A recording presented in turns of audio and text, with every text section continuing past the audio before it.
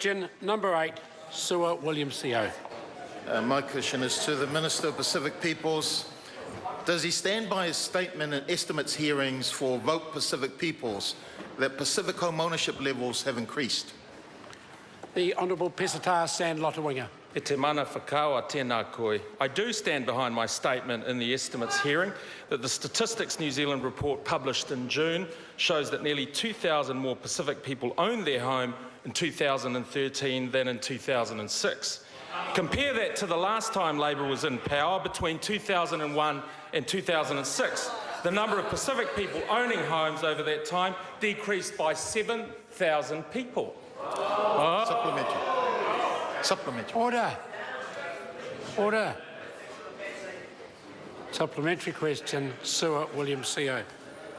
Is the household net worth statistics report incorrect that Pacific people's average net worth is $12,000, a ninth of the European population is 114,000, and that is largely because Pacific home ownership rates have fallen? The Honourable Pesata Sam Lotu-Iiga. Thank you, Mr. Speaker. No, that's not correct. It's not because of that at all. But what we do know is that Pacific home ownership rates will go up with higher education, and we can point to the statistics around early childhood education that is now at 91%, whereas 84% under Labor. We can now point to the number of Pacific students gaining tertiary qualifications, which rose by 75% between 2008 and 2014.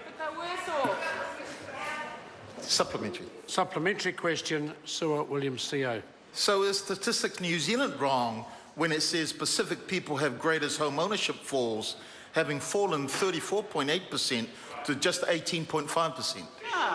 Mr. Speaker, The Honourable Pesata Sam Mr. Lotu-Iiga. Speaker, I'll say again that the rates that I referred to in that estimates hearing were on absolute numbers, and they have gone up under national. That's right.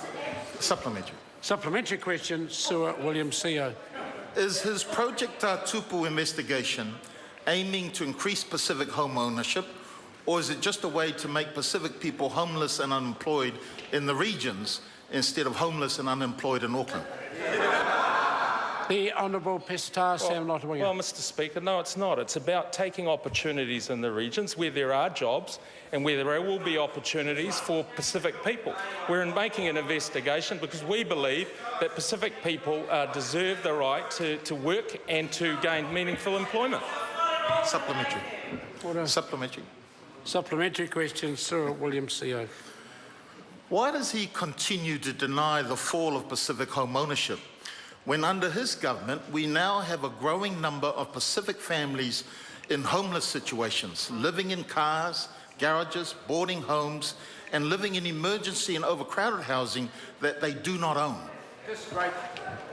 The Honourable Pesata Sam Mr. Lotu-Iiga. Speaker, again, I refer to that member's record, their record in 2001 to 2006, and it was pretty poor. But that member knows that we're focused on building more. I just need some cooperation from the Minister. The question was effectively, why does the Minister continue to deny? I'm going to invite the Sir William Sio to repeat the question, but you need to address that question rather than just flicking straight back to a previous administration. Sir William Sio. Thank you, Mr. Speaker. Why does he continue to deny the fall of Pacific home ownership when under his government we now have a growing number of Pacific families in homeless situation, living in cars, garages, boarding homes, and in overcrowded and emergency housing that they do not own? The Honourable Pesata Sam Lotu-Iiga. Thank you, Mr. Speaker. We know that home ownership rates have come down across the board, but what I will say is that the government is focused on building more social housing, more emergency housing. We've implemented special housing areas, expanded the Home Start scheme for first home buyers, and those are things that benefit Pacific people. Question number 9.